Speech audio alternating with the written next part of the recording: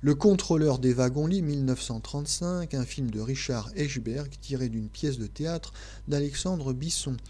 avec dans les rôles principaux Daniel Darieux, Alice Tissot, Albert Préjean et Lucien Barou. Le sujet se situe à la Belle Époque, en 1900. Bernard, interprété par Albert Préjean, est tout à la fois contrôleur des wagons-lits et inventeur d'un carburateur révolutionnaire pour automobile. Or, il se trouve qu'il a un homonyme, donc un autre monsieur Bernard, interprété par Lucien Barou, qui, lui, est le patron d'une usine de fabrication d'automobiles. Le troisième personnage est la secrétaire de ce patron, qui n'est autre bien sûr que Daniel Darieux, et donc qui va être abusé, si l'on peut dire, par cette homonymie des deux Bernard. Donc je vous laisse imaginer tous les quiproquos qui peuvent être générés par cette homonymie entre deux personnes aux deux extrémités de l'échelle sociale, un modeste contrôleur des wagons-lits, un grand patron.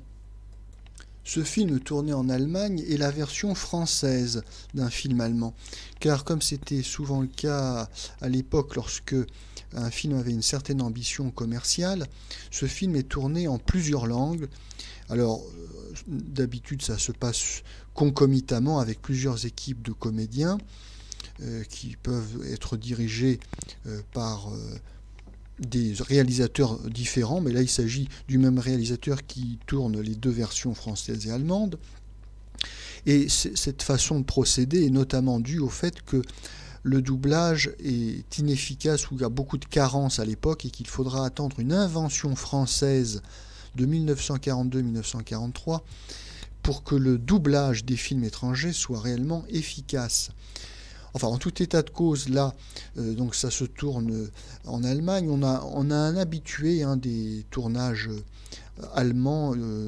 Berlin-UFA, en la personne de Albert Préjean, qui tourne beaucoup, notamment l'opéra de Katsu, je crois que c'est 1930. Et nous avons sa partenaire habituelle, ici, Daniel Darieux, puisque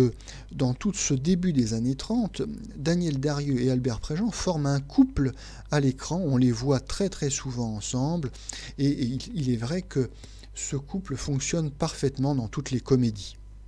Notamment parce que Albert Préjean a beaucoup de métiers, il est très efficace, enfin très technique, très bon,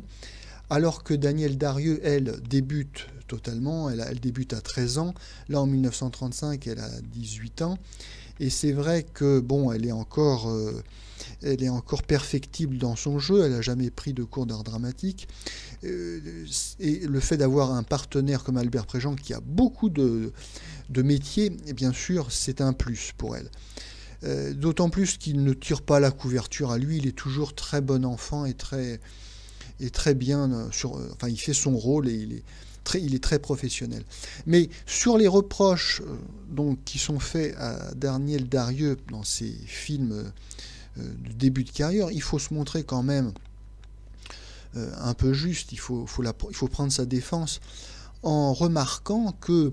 les grimaces qu'on lui reproche, ou donc son jeu un petit peu crispé ou un peu trop surjoué, bon, les défauts qu'on lui reproche sont surtout dus à la direction d'acteur, c'est-à-dire que elle est très jeune, c'est une actrice qui est encore très malléable, elle a besoin d'être dirigée, et en fonction